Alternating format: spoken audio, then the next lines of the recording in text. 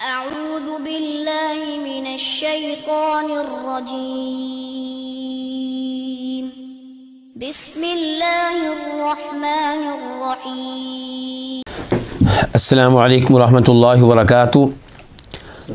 الحمد للہ رب العالمین والصلاة والسلام علی نبینا محمد وعلی آلہ وصحبہ اجمعین، اما بعد۔ آج ہمارا موضوع 5واں باب ہے کتاب الدرر البہیہ کا۔ الدرر البہیہ کا 5واں باب یہ غسل کے بارے میں ہے۔ الباب الخامس باب الغسل۔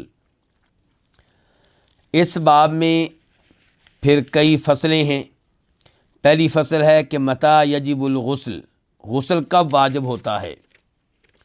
دوسری فصل میں وضاحت ہوگی غسل کے ارکان کی اور غسل کی سنتوں کی، کہ غسل کرتے ہوئے کون کون سی چیزیں فرائض اور ارکان کی حیثیت رکھتی ہیں اور کون کون سی چیزیں سنت کی حیثیت رکھتی ہیں۔ تیسرے نمبر پہ پھر یہ بیان کیا جائے گا کہ غسل کرنا کب مستحب ہوتا ہے، افضل ہوتا ہے، اگرچہ واجب تو نہیں ہوتا لیکن افضل ہوتا ہے۔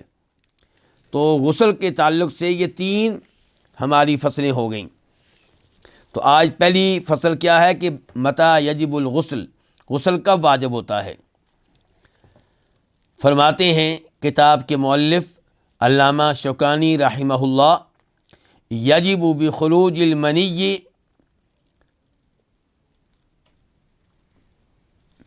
لشہوۃ ولو بتفکر،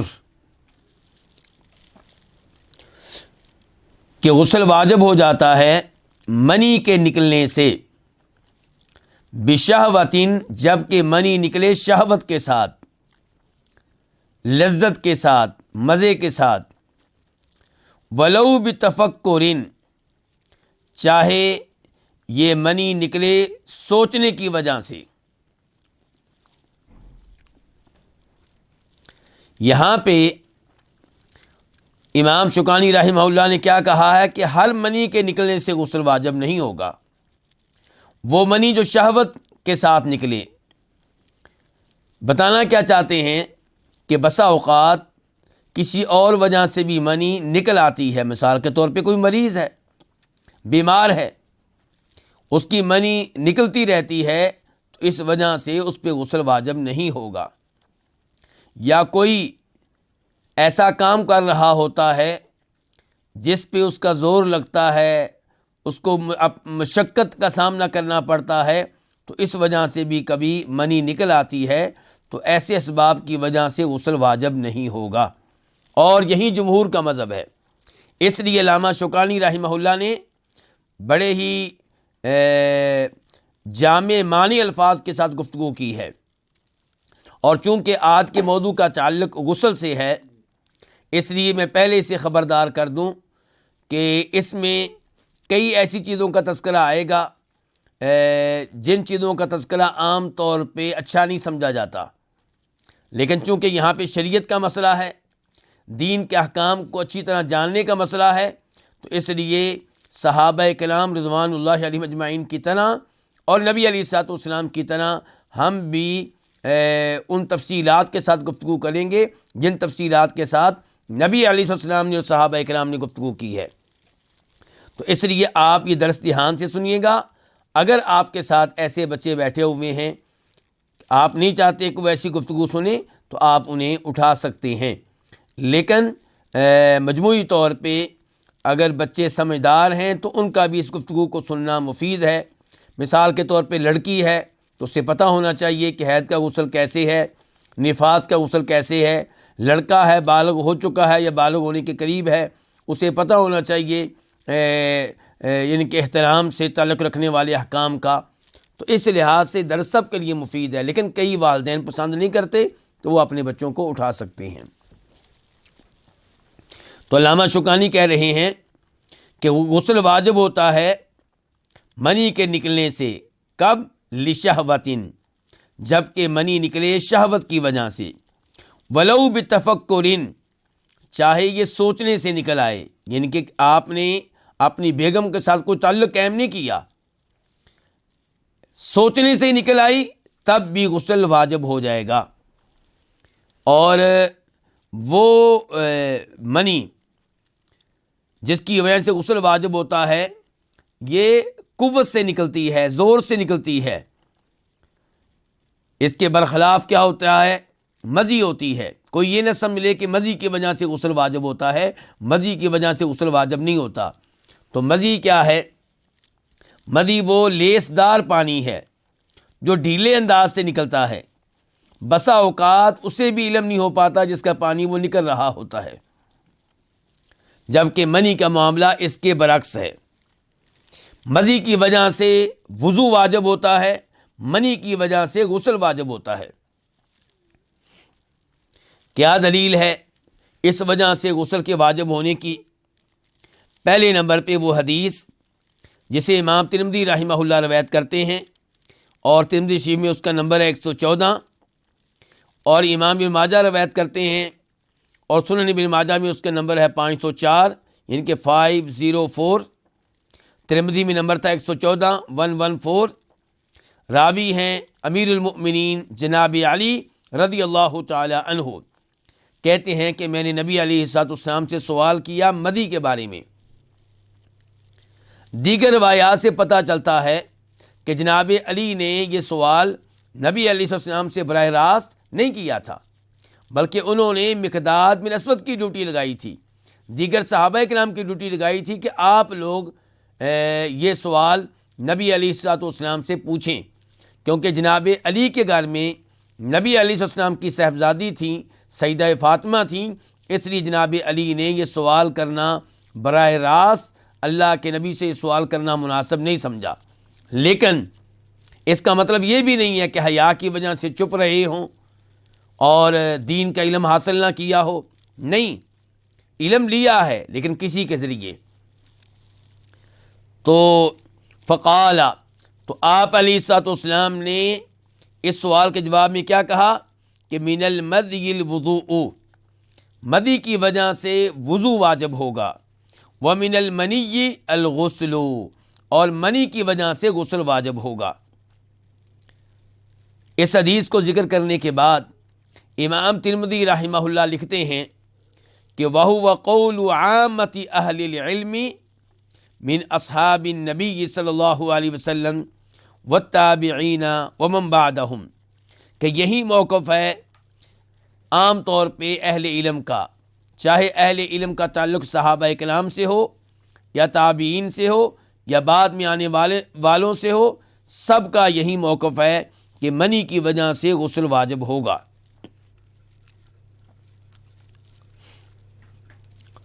دوسری دلیل اس معاملے میں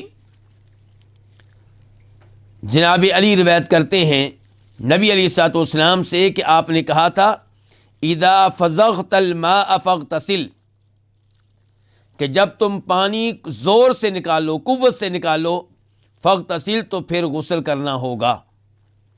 تو یہاں پہ جو آپ کے الفاظ ہیں فضغت الماء, یہ بہت اہمیت رکھتے ہیں کہ آپ نے کہا کہ جب پانی قوت سے نکالو, اور مدی میں جو پانی نکلتا ہے وہ قوت سے نہیں نکلتا. تو یہ جو حدیث ہے جو ابھی میں نے آپ کے سامنے رکھی ہے, اس کو امام ابو داؤد نے روایت کیا ہے, وہاں پہ اس کا نمبر ہے 206 206. دو دلائل میں دے چکا ہوں. تیسرے نمبر پہ خود امام شوکانی رحمہ اللہ فرماتے ہیں کہ جب منی اس انداز سے نکلے تو اس کو جنابت کہتے ہیں, اور جنابت کے بارے میں اللہ کا حکم ہے قرآن کریم میں کہ وَإِن كُنتُمْ جُنُبًا فَطَّهَّرُوا, کہ جب آپ جنابت کی حالت میں ہوں تو آپ پہ غسل کرنا واجب ہوگا. سورہ مائدہ آیت نمبر 6. تو ان تین دلائل سے معاملہ واضح ہوا کہ منی اگر نکلے شہوت کے ساتھ, چاہے سوچنے کی وجہ سے نکلے, تو غسل واجب ہو جائے گا. واللہ تعالی اعلم. اس کے بعد کہتے ہیں امام شوکانی وبالتقاء الختانین, دونوں ختنوں کے آپس میں ملنے سے بھی غسل واجب ہو جاتا ہے۔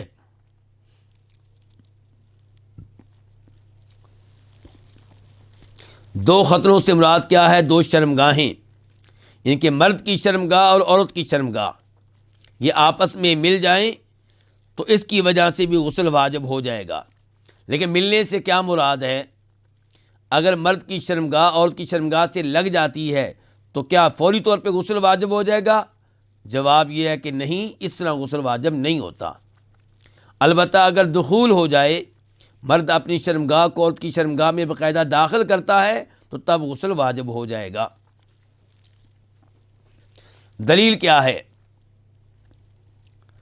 اور دلیل ذکر کرنے سے پہلے یہ بتا دوں کہ علامہ شوکانی نے کیا کہا ہے کہ دونوں ختنوں کے آپس میں مل جانے سے، ان کے مرد کا ختنہ عورت کا ختنہ، مرد کی شرمگاہ عورت کی شرمگاہ، ان کے مل جانے سے غسل واجب ہو جائے گا۔ اس کا مطلب یہ ہے کہ چاہے انزال نہ ہوا ہو، غسل واجب ہو جائے گا دخول سے، چاہے مرد کا پانی نہ نکلا ہو، صرف دخول سے ہی غسل واجب ہو جائے گا۔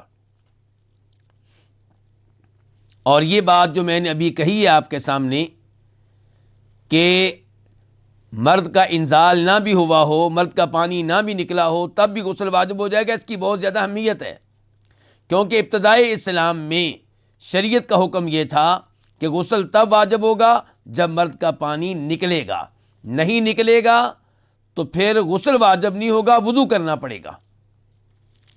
اور بعد میں نبی علیہ السلام نے نیا حکم دیا، نیا حکم یہ تھا کہ دخول سے غسل واجب ہو جائے گا، چاہے مرد کا پانی نہ نکلے، چاہے انزال نہ ہو۔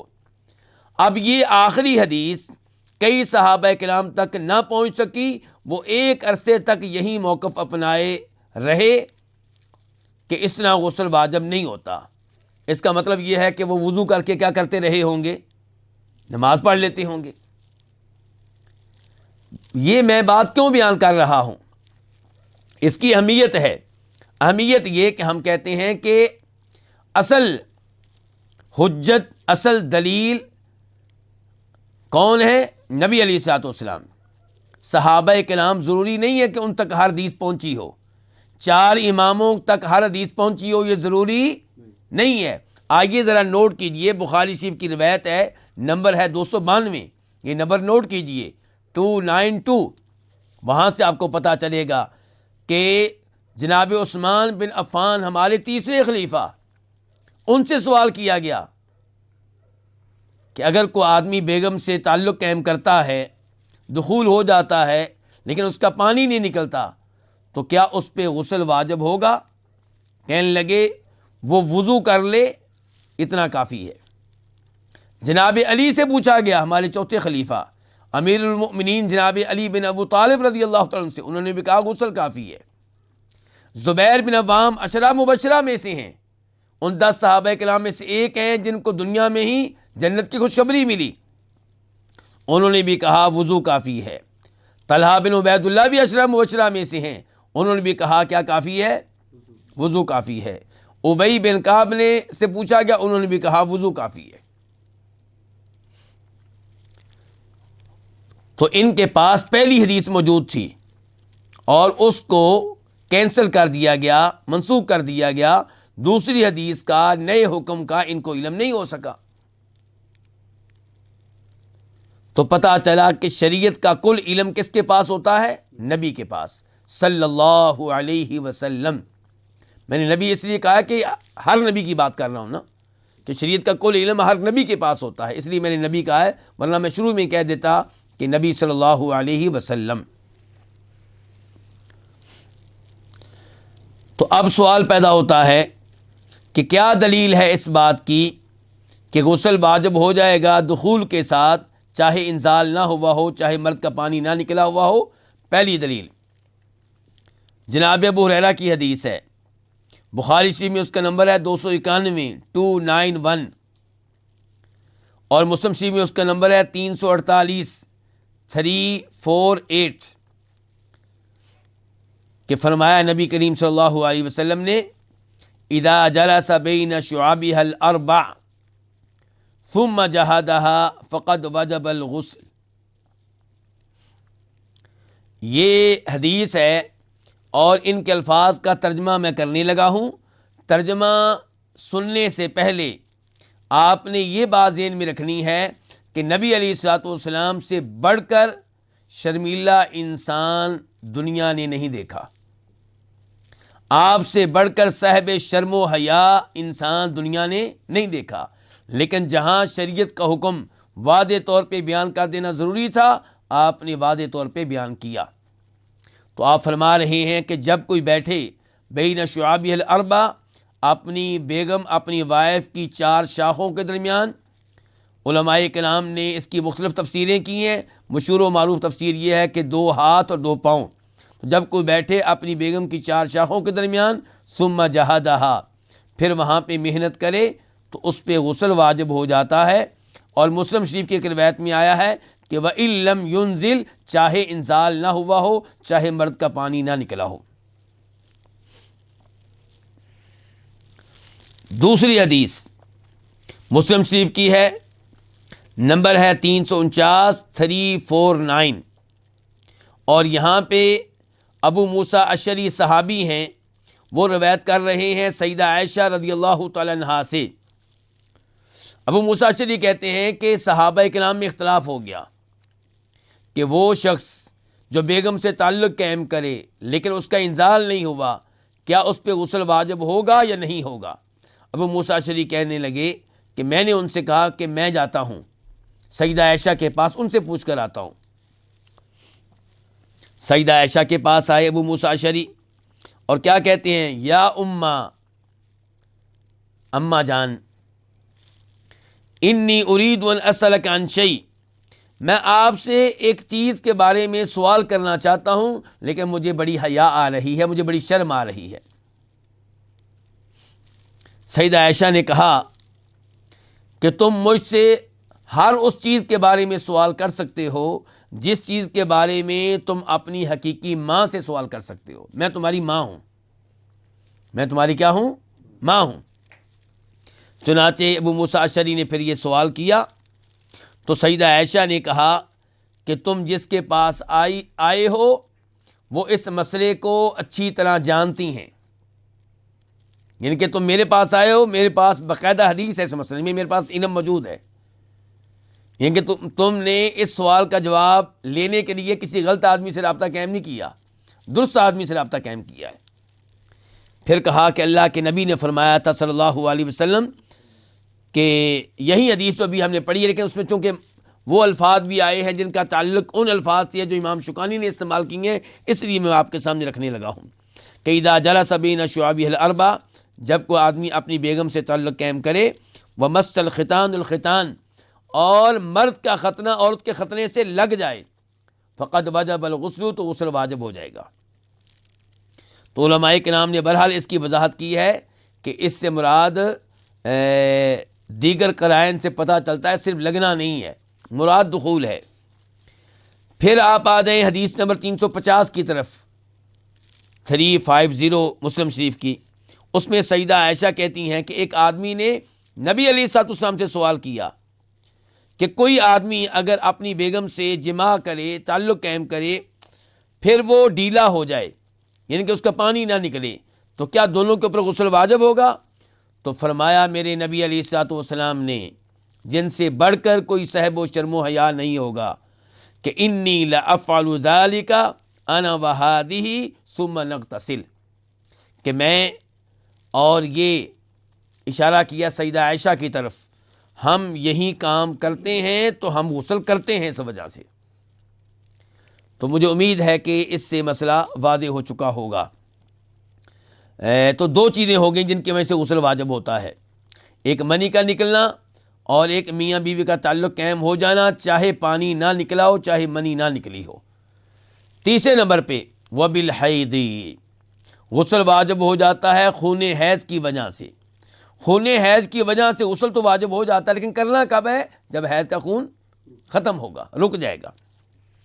کیا دلیل ہے؟ پہلے نمبر پہ اللہ تعالیٰ کا فرمان سورہ بقرہ آیت نمبر 222 222 وَيَسْأَلُونَكَ عَنِ الْمَحِيضِ، کہ یہ لوگ آپ سے سوال کرتے ہیں خون حیض کے بارے میں. قل آپ کہہ دیں ہوا ادن کہ وہ تو ایک گندگی ہے. فاعتزلوا النساء فی المحیض اس لیے عورتوں سے حیض میں الگ رہو، یعنی کہ میاں بیوی والا خاص تعلق جس کی وجہ سے غسل واجب ہو جاتا ہے وہ قائم نہ کرو. اور آپ جانتے ہیں ہلکا پھلکا تعلق مرد کو عورت کے ساتھ حیض کی حالت میں بھی قائم کرنے کی اجازت ہوتی ہے، لیکن وہ آخری تعلق جس سے غسل واجب ہوتا ہے وہ قائم کرنے کی اجازت نہیں ہے. فرمایا ولا تقربوہن ان کے قریب نہ جاؤ، حتی یطہرن یہاں تک کہ وہ پاک ہو جائیں، یعنی کہ ان کا خون منقطع ہو جائے، ختم ہو جائے. ابھی وہ الفاظ نہیں آئے جن الفاظ میں غسل کے واجب ہونے کی دلیل ہے. وہ الفاظ یہ ہیں کہ فَإِذَا تَطَهَّرْنَ جب وہ غسل کر لیں، فَأْتُوهُنَّ مِنْ حَيْثُ أَمَرَكُمُ اللَّهُ تو اب تمہیں اس جگہ آنے کی اجازت ہے جس جگہ اللہ نے تعلق قائم کرنے کا حکم دیا ہے.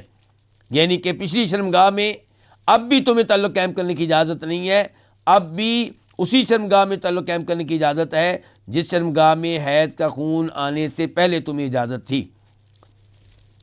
تو دلیل یہاں سے کیسے نکلی کہ اللہ نے تعلق قائم کرنے کی اجازت کب دی ہے؟ جب عورت کیا کر لے؟ غسل کر لے. پتہ چلا غسل نہیں کرے گی تو یہ تعلق قائم نہیں ہو سکے گا، اس سے پتہ چلا کہ غسل واجب ہے. دوسری دلیل بخاری اور مسلم کی حدیث ہے. بخاری شریف میں اس کا نمبر ہے 306 اور مسلم میں اس کا نمبر ہے 333 سیدہ عائشہ اس کی راویہ ہیں. کہتی ہیں کہ فاطمہ بنت ابو حبیش قریشی خاتون ہیں، یہ نبی علیہ الصلوۃ والسلام کے پاس آئیں، کہنے لگی اللہ کے رسول ان امرأۃ استحاض میں ایسی عورت ہوں کہ مجھے خون استحاضہ آتا ہے. حیض نہیں کہا، کیا کہا ہے؟ خون استحاضہ. حیض اور خون استحاضہ میں فرق ہے. حیض وہ خون ہے جو ہر بالغ عورت کو ہر مہینے میں 5 دن 6 دن 7 دن آتا ہے، کسی کو اس سے زیادہ بھی آتا ہے، اور یہ خون علامت ہوتا ہے عورت کے بالغ ہونے کی، نوجوان ہونے کی، صحت مند ہونے کی. جبکہ خون استحاضہ بیماری ہے. خون حیض آئے تو اس کا علاج نہیں کیا جاتا، خون استحاضہ آئے تو اس کا علاج کرنا پڑتا ہے کیونکہ یہ بیماری ہے. تو یہ جو سیدہ فاطمہ ہیں ان کو حیض کے ساتھ ساتھ کون سا خون آ رہا تھا؟ خون استحاضہ. تو اس کا مطلب ہے پہلے 6-7 دن خون حیض آتا ہوگا، پھر کئی دن خون استحاضہ. تو اب نماز کے بارے میں پوچھ رہی ہیں کہ مجھے خون استحاضہ آتا ہے فلا اطہر تو میں پاک نہیں ہو پاتی، افادا الصلاۃ تو کیا میں نماز چھوڑ دیا کروں پھر؟ فقال تو آپ علیہ الصلوۃ والسلام نے فرمایا لا نہیں انما ذلک عرق نماز نہیں چھوڑنی، یہ کوئی حیض والا خون نہیں ہے، یہ تو ایک رگ ہے، رگ پٹی ہے. ولیس بالحیضۃ یہ خون حیض نہیں ہے. فاذا اقبلت الحیضۃ جب خون حیض آئے فدع الصلاۃ تو تب نماز چھوڑ دو. واذا ادبرت جب خون حیض چلا جائے فاغسلی عنک الدم تو اپنے آپ سے خون حیض کو دھو لو، وصلی اور نماز شروع کر دو. مراد یہ ہے کہ غسل حیض کر لو اور نماز شروع کر لو، یعنی کہ چاہے خون استحاضہ آتا رہے، خون استحاضہ آنے کے ایام میں بھی نمازیں پڑھی جائیں گی. تیسری دلیل اس مسئلے میں علماء کرام کا اجماع ہے. امام نووی رحمہ اللہ فرماتے ہیں علماء کرام کا اتفاق ہے اس مسئلے پہ کہ خون حیض کی وجہ سے غسل واجب ہو جاتا ہے. وبالنفاس چوتھے نمبر پہ غسل واجب ہوتا ہے کون سے خون کی وجہ سے؟ خون نفاس کی وجہ سے. خون نفاس کیا ہے؟ ولادت کی وجہ سے، یعنی کہ جب کسی عورت کے ہاں بچے کی ولادت ہو تو ولادت کی وجہ سے جو خون آتا ہے اس کو خون نفاس کہتے ہیں. یہ خون جب ختم ہوگا تو اس کے بعد عورت پہ واجب ہوگا کہ وہ کیا کرے؟ غسل کرے. یہ خون کب ختم ہوتا ہے؟ ولادت کے کتنے دنوں کے بعد؟ جی یہ میرا سوال آپ لوگوں سے. آپ ایک عرصے سے پڑھ رہے ہیں علماء کرام 40 دن. میرے پاس جو علماء کرام بیٹھے ہوئے ہیں ان کا جواب ہے 40 دن، اور آپ لوگوں کا بھی جواب یہی ہوگا، اور میرا جواب یہ ہے کہ یہ جواب درست نہیں ہے. صحیح بات یہ ہے کہ خون نفاس جب بھی ختم ہو جائے عورت پہ واجب ہے کہ غسل کر کے نمازیں شروع کرے. رمضان کا مہینہ ہے تو روزے رکھے، چاہے یہ خون ختم ہو جائے ولادت کے 5ویں دن، چاہے 10ویں دن، چاہے 15ویں دن، چاہے 20 دنوں کے بعد، چاہے 30 دنوں کے بعد. پھر 40 کا کیا مسئلہ ہے وہ میں بتاتا ہوں. 40 آخری حد ہے. کسی عورت کا خون ختم ہونے کا نام ہی نہیں لے رہا تو اس سے کہا جائے گا 40 دن ہو گئے ہیں، اب چاہے یہ خون آتا رہے تب بھی غسل کرو، نماز شروع کرو. تب بھی کیا کرو؟ غسل کرو، نماز شروع کرو. 40 دنوں کے بعد خون آتا بھی رہے تو معافی نہیں ہے، غسل کر کے نمازیں شروع کی جائیں. اور یاد رہے کہ نفاس کی وجہ سے غسل واجب ہوگا، اس بات پہ بھی علماء کرام کا اتفاق ہے، اور اس اتفاق کو امام نووی نے اپنی کتاب الاجماع میں نقل کیا ہے. جن امور کی وجہ سے غسل واجب ہوتا ہے، کتنے امور ہم نے پڑھ لیے ہیں جی؟ 4. 5ویں نمبر پہ وبالاحتلام مع وجود بلل، احتلام کی وجہ سے بھی، احتلام کے ساتھ بھی غسل واجب ہو جاتا ہے جب کہ تری موجود ہو. بلل کا لفظی معنی کیا ہوتا ہے؟ تری. مراد یہ ہے کہ احتلام کس کو کہتے ہیں؟ رات کو خواب دیکھنا. خواب میں کوئی دیکھتا ہے کہ میں اپنی بیگم کے ساتھ تعلق قائم کر رہا ہوں، تو اس کی وجہ سے غسل واجب ہوگا، لیکن تب واجب ہوگا جب صبح جاگ آئے، بیدار ہوں، تو آپ دیکھیں کہ میرا منی کا پانی نکل چکا ہے اور اس کے آثار موجود ہیں شلوار پہ یا جسم پہ، ٹانگوں وغیرہ پہ. تو اگر یہ پانی وہاں لگا ہوا موجود ہے تو غسل واجب ہوگا. اور اگر رات کو خواب دیکھتا رہا لیکن صبح دیکھا نہ کپڑوں پہ کوئی نشان ہے نہ جسم پہ کوئی نشان ہے تو پھر غسل واجب نہیں ہوگا. کیا دلیل ہے جی؟ دلیل اس معاملے میں پہلے نمبر پہ وہ حدیث ہے جس کو امام بخاری روایت کرتے ہیں. حدیث کا نمبر ہے 282 اور امام مسلم روایت کرتے ہیں، حدیث کا نمبر ہے 313. حدیث کو بیان کرنے والی صحابیہ کون ہے؟ ام سلمہ. آپ ایک چیز نوٹ کر رہے ہیں کہ جتنے بھی ابھی ہم نے مسائل پڑھے ہیں ان میں عام طور پہ احادیث روایت کرنے والی کون ہے؟ عورتیں ہیں. اس کا مطلب یہ ہوا، اور جواب دینے والے کون ہیں؟ اللہ کے رسول علیہ السلام.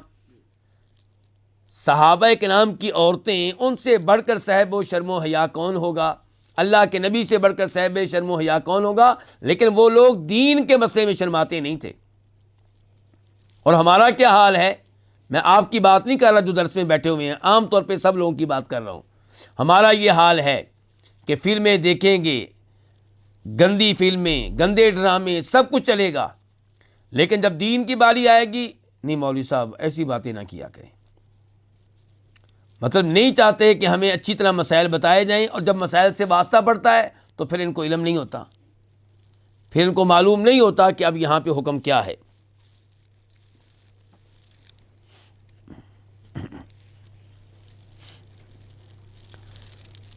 تو یہ ام سلمہ ہیں، کہتی ہیں کہ ام سلیم آئیں. ام سلیم کون ہے؟ ابو طلحہ رضی اللہ عنہ کی وائف. ام سلیم بڑی عظیم خاتون ہے، بڑی عظیم خاتون ہے. تو یہ ام سلیم آئی ہیں اللہ کے رسول کے پاس صلی اللہ علیہ وسلم، کہنے لگیں یا رسول اللہ، اے اللہ کے رسول، ان اللہ لا یستحی من الحق، اللہ تعالیٰ حق بات سے حیا نہیں کرتے، شرماتے نہیں ہیں، اللہ بھی نہیں شرماتا حق بات سے. حل علی المرأۃ من غسل اذا ہی احتلمت، کیا عورت پہ غسل واجب ہوگا جب کہ عورت کو احتلام ہو جائے، یعنی کہ وہ خواب میں دیکھے کہ اپنے خامد کے ساتھ تعلق قائم کر رہی ہے۔ فقال رسول اللہ صلی اللہ علیہ وسلم، تو فرمایا نبی علیہ الصلوۃ والسلام نے، نعم، ہاں، عورت کو اگر احتلام ہو جائے تو اس پہ بھی غسل واجب ہوگا، اذا رأت الماء، جب وہ پانی کو دیکھے۔ کیا مطلب؟ صبح اٹھ کے جسم پہ یا کپڑوں پہ اسے اپنا پانی نکلا ہوا نظر آئے تو تب غسل واجب ہوگا، یعنی کہ ورنہ غسل واجب نہیں ہوگا۔ اور یہاں پہ حدیث میں اضافہ ہے کہ ام سلمہ نے کہا، یہ پاس کھڑی تھی ام سلمہ، مسئلہ کس نے پوچھا؟ ام سلیم نے۔ تو ام سلمہ کہنے لگی، اللہ کے رسول، وتحتلم المرأة، کہ عورت کو احتلام ہوتا ہے؟ فقال، تو آپ علیہ السلام نے کہا، تریبت یداک فبما یشبہها ولدها، اگر عورت کو احتلام نہیں ہوتا تو یہ بتاؤ بچہ ماں کے مشابہ کیوں ہوتا ہے؟ کئی دفعہ بچہ مشابہ ہوتا ہے باپ کے، کئی دفعہ اس کی شکل ملتی ہے کس سے؟ ماں سے۔ اگر ماں کا پانی نہیں ہے، اس کا کوئی کردار نہیں ہے، تو بچہ اس کے مشابہ کیوں ہوتا ہے؟ جب عورت کا پانی ہے مرد کی طرح، تو جیسے مرد کو احتلام ہوتا ہے ایسے عورت کو بھی احتلام ہوتا ہے۔ اچھا جی، یہاں پہ میرا آپ لوگوں سے سوال یہ ہے کہ ام سلمہ، ان کی شادی جب اللہ کے رسول علیہ السلام سے ہوئی، کیا یہ کنواری تھی؟ کئی بچوں کی ماں تھی۔ اللہ کے رسول علیہ السلام سے شادی بھی ہو چکی ہے، پہلے خامد کے ساتھ زندگی گزار چکی ہیں، کئی بچوں کی ماں ہیں، اور ان کو معلوم ہی نہیں کہ عورت کو احتلام ہوتا ہی نہیں ہوتا، کیوں؟ جی علماء کرام، اس سے پتہ چلا کہ عورتوں کو مردوں کی طرح احتلام کثرت سے نہیں ہوتا، کبھی کبھی ہوتا ہے، اور شاید کسی عورت کو کبھی بھی نہ ہو۔ تو یہ فرق ہے مردوں میں اور عورتوں میں۔ اور نبی علیہ السلام نے واضح کیا ہے کہ مرد کا جو پانی ہوتا ہے وہ سفید ہوتا ہے اور گاڑھا ہوتا ہے، عورت کا جو پانی ہوتا ہے وہ باریک ہوتا ہے اور زرد رنگ کا ہوتا ہے۔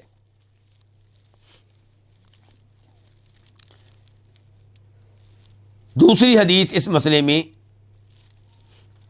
سیدہ عائشہ روایت کرتی ہیں نبی علیہ الصلوۃ والسلام سے کہ آپ نے فرمایا، اذا استيقظ احدكم من نوم، جب تم میں سے کوئی اپنی نیند سے بیدار ہو، فرآ بللا، تو وہ اپنے کپڑوں پہ کیا دیکھے؟ تری دیکھے، ان کے پانی لگا ہوا دیکھے، ولم یرا انہ احتلم، اور اسے یہ یاد نہیں ہے کہ اسے رات کو احتلام ہوا تھا کہ نہیں ہوا تھا، لیکن پانی موجود ہے، فرمایا اغتسلا، غسل کرنا پڑے گا، غسل کرنا پڑے گا۔ وَإِذَا رَأَى أَنَّهُ قَدْ احْتَلَمَ، اور جب اس کو یاد ہو کہ رات کو اس نے خواب میں دیکھا ہے کہ میں اپنی بیگم سے تعلق قائم کر رہا ہوں، یا بیگم نے دیکھا ہے کہ میں اپنے خاوند سے تعلق قائم کر رہی ہوں، وَلَمْ يَرَ بَلَلًا، لیکن بعد میں کپڑوں پہ کوئی آثار نہیں ہے، کوئی پانی لگا ہوا محسوس نہیں ہو رہا، نہ جسم پہ، فلا غسل علیہ، تو اس پہ غسل نہیں ہے۔ اس حدیث کو امام ابن ماجہ نے روایت کیا ہے، نمبر ہے 612 612، اور شیخ البانی رحمہ اللہ نے اس کو حسن قرار دیا ہے۔ اور یہاں پہ بھی خاتون روایت کرنے والی سیدہ عائشہ، سیدہ عائشہ۔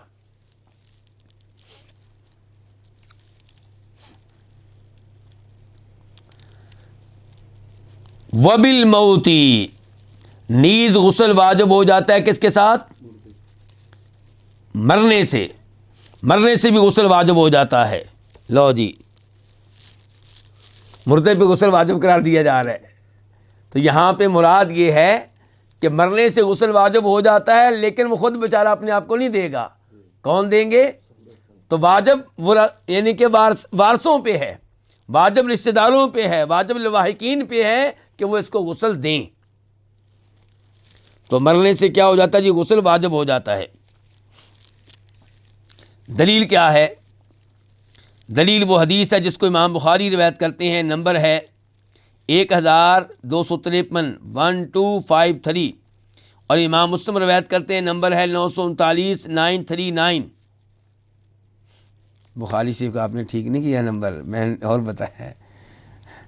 اور راویہ ہے ام عطیہ، راویہ کون ہے؟ ام عطیہ انصاریہ، کہتی ہیں کہ داخل علینا رسول اللہ صلی اللہ علیہ وسلم، کہ اللہ کے رسول السلام ہمارے پاس آئے، حین توفیت ابنتہ، جب آپ کی بیٹی فوت ہوئیں، اور دوسری روایت میں آتا ہے ام کلثوم رضی اللہ تعالی عنہا۔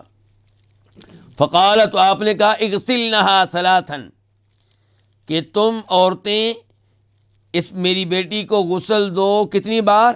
3 بار، او خمسن، یا 5 بار، او اکثر من ذالک ان رأیتن ذالک، یا اس سے زیادہ اگر تم سمجھو کہ زیادہ دینے کی ضرورت ہے۔ لیکن دینا کس کے ساتھ ہے؟ بماء و سدر، پانی کے ساتھ اور بیری کے پتوں کے ساتھ، یعنی کہ پانی کو آگ پہ رکھ دیا جائے، بیری کے پتے ڈال دیے جائیں، تو بیری کے پتے جو ہیں صفائی کے لحاظ سے بہت زیادہ تاثیر رکھتے ہیں۔ شاید وہ صابن جو آج کل ہم استعمال کرتے ہیں اس سے بہتر کیا ہوں بیری کے پتے، کیونکہ بیری کے پتوں میں کوئی مسئلہ نہیں ہوگا۔ جو صابن وغیرہ ہم استعمال کرتے ہیں اس میں جہاں صفائی ہوتی ہے وہاں پہ پتہ نہیں مسائل کتنے ہیں۔ تو بہرحال بیری کے پتے۔ وَجْعَلْنَا فِي الْآخِرَةِ كَافُورًا، اور آخری غسل میں تم نے کیا شامل کر دینا ہے؟ کافور کو۔ او شیء من کافور، یا آپ نے کہا کافور میں سے کچھ۔ اس میں کیا حکمت ہے؟ علماء کرام لکھتے ہیں کہ کافور پانی میں ڈال دینے سے آخری بار جو غسل ہوگا اس میں جب کافور ہوگا تو کافور کے اثرات میت کے جسم پہ رہیں گے، اور جس جسم پہ کافور کے اثرات رہیں گے اس کو کیڑے مکوڑے اتنی جلدی کھا نہیں سکیں گے۔ فَإِذَا فَرَغْتُنَّ، جب تم غسل دینے سے فارغ ہو جاؤ، فَآذِنَّنِي، تو تم لوگوں نے مجھے بتانا ہے، مجھے آگاہ کرنا ہے۔ فلما فرغنا، ام عطیہ کہتی جب ہم فارغ ہو گئیں، آذناہ، ہم نے آپ کو اطلاع دی، فاعطانا حقوہ، تو آپ نے ہمیں اپنا تہ بند دیا، وہ چادر جو شلوار کی جگہ پہ پہنی جاتی ہے وہ والی چادر آپ نے ہمیں دی۔ فقال، اور آپ نے کہا، اشعرنہا ایاہ، اس چادر کو میری اس بیٹی کا شعار بنا دو۔ اس چادر کو میری بیٹی کا کیا بنا دو؟ شعار۔ اور شعار سے مراد وہ کپڑا جو جسم کے ساتھ بالکل جڑا ہوتا ہے، یعنی کہ وہ چادر جو میری بیٹی کے جسم کے ساتھ لگ رہی ہے براہ راست، وہ والی چادر جو ہے میرے والی چادر کو بنا دو۔ اس کے اوپر چاہے کوئی اور چادر بھی آ جائے، لیکن جو نچلی چادر ہے جو جسم کے ساتھ لگے وہ میرے والی چادر ہو۔ مراد کیا ہے؟ اللہ کے رسول کے جسم کی برکت، اور یہ خاص ہے نبی علیہ الصلوۃ والسلام کے ساتھ کہ جو چیز آپ کے جسم سے لگی بابرکت ہے۔ صحابہ کرام میں سے کسی صحابی کے جسم سے جو چیز لگی اس کے بابرکت ہونے کی کوئی دلیل نہیں ہے۔ صحابہ کرام نے یہ برکت والا معاملہ نبی علیہ الصلوۃ والسلام کے ساتھ کیا ہے، بعد میں کسی اور صحابی کے ساتھ نہیں کیا۔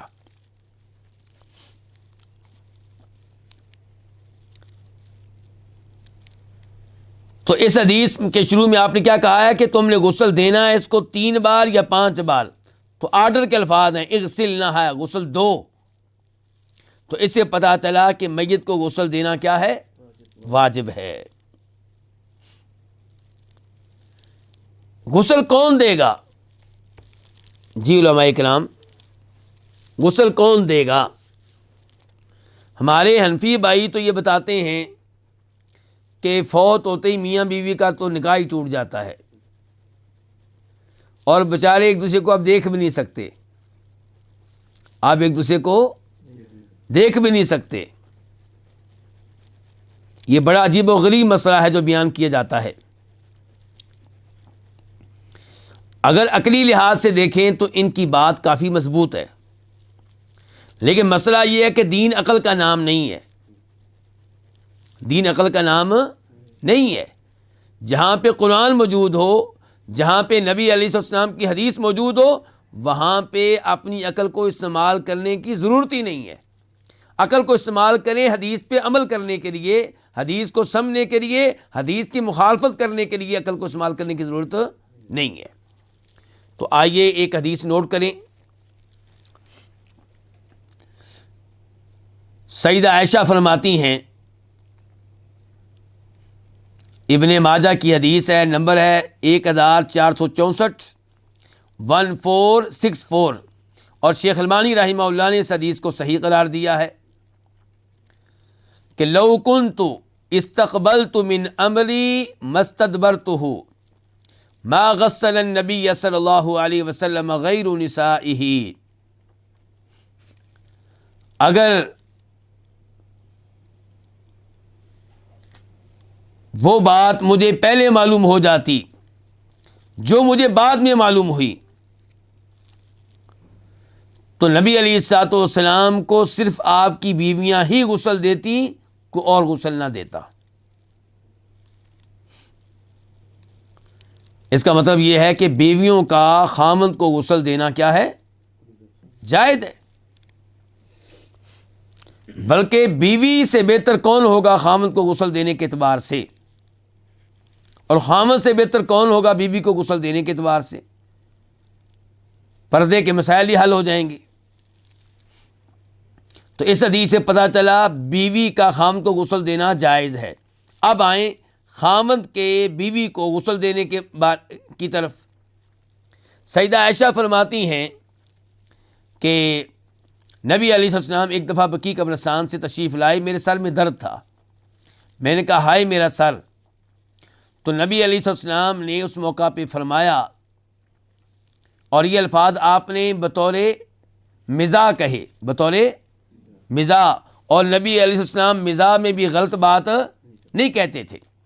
آپ نے کہا ما درہ کی، ایسا تمہیں کیا نقصان ہوگا، لو متی قبلی، اگر تم مجھ سے پہلے فوت ہو گئی، فقمت علیکی فغسلتکی، تو خود میں تمہیں غسل دوں گا، وکفنتکی، خود میں تجھے کفن پہناؤں گا، وصلیت علیکی، خود میں تیری نماز جنازہ ادا کروں گا، ودفنتکی، خود میں تمہیں دفن کروں گا۔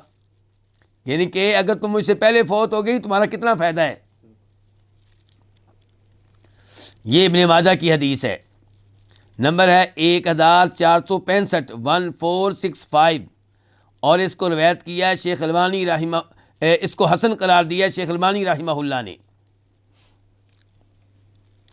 یاد رہے کہ اسماء بنت امیس نے، کیا نام لیا میں نے؟ اسماء بنت امیس رضی اللہ عنہا، انہوں نے غسل دیا تھا ہمارے پہلے خلیفہ راشد ابو بکر صدیق کو، یعنی کہ اپنے شوہر کو، جب وہ فوت ہوئے۔ اور یہ موطا کی روایت ہے، امام مالک اس کو موطا میں لے کر آئے ہیں، امام بیہقی سنن کبریٰ میں لے کر آئے ہیں۔ بلکہ ایک روایت تو یہ بھی آتی ہے کہ جناب علی نے غسل دیا تھا سیدہ فاطمہ کو، بیہقی کی روایت میں یہ آیا ہے۔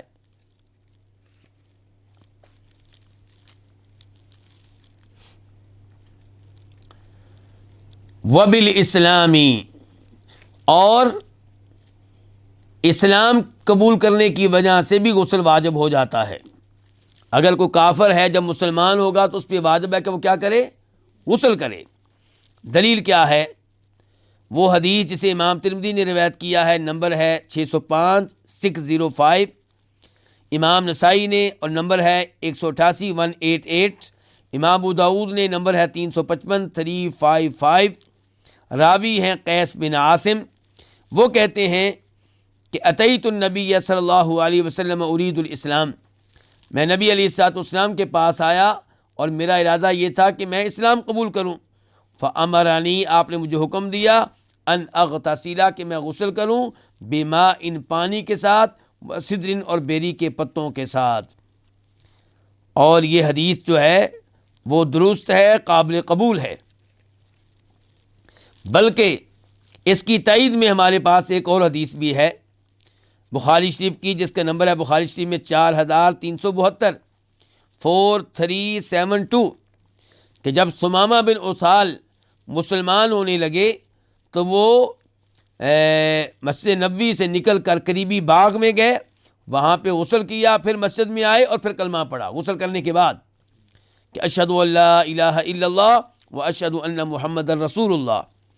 بلکہ مسند احمد میں تو یہاں تک آیا ہے، نمبر ہے 8037، 8037 کہ اللہ کے رسول نے کہا تھا صلی اللہ علیہ وسلم کہ سمامہ کو باغ میں لے جاؤ اور ان سے کہو کہ یہ غسل کریں۔ اگرچہ جو آخری الفاظ جو ابھی میں نے پڑھے ہیں ان کی سند اتنی مضبوط نہیں ہے، لیکن پہلی بخاری شریف کیا کہ انہوں نے غسل کیا، اور اس سے پہلے قیس بن عاصم والی حدیث بھی صحیح ہے کہ آپ نے انہیں حکم دیا تھا کہ تم غسل کرو۔